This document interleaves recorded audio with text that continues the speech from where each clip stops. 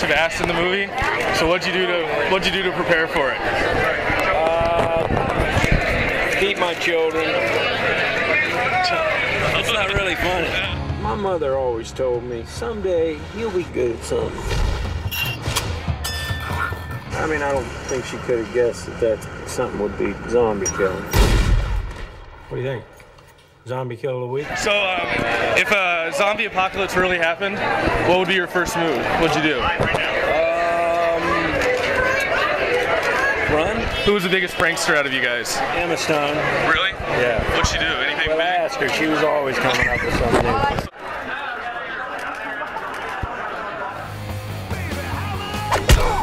Too much about zombies. I wasn't too zombie knowledgeable. Now I've learned a lot in terms of being in a zombie movie.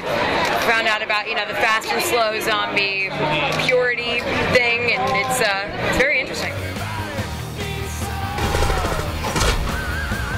Been in a whole bunch of comedies with a lot of great actors.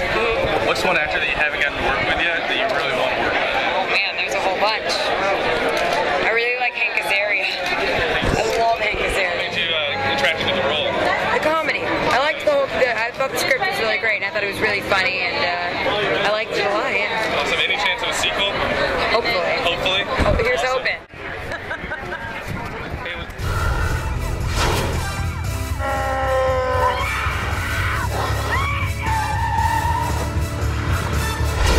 Welcome to Zombieland. The very beginning of the film is really cool, kind of sets the tone for the whole movie.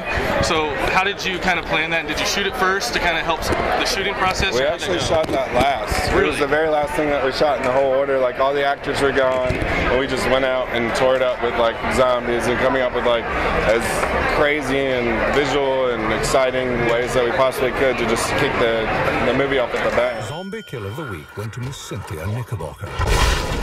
This is your first motion picture coming from TV.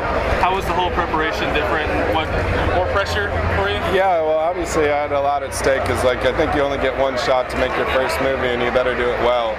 So I put a lot of pressure on myself, but just making a movie such a bigger undertaking than, like, certainly what my reference point was, which is reality television. So I did everything I possibly could just to make it as good as I could. There's a huge celebrity cameo in the film.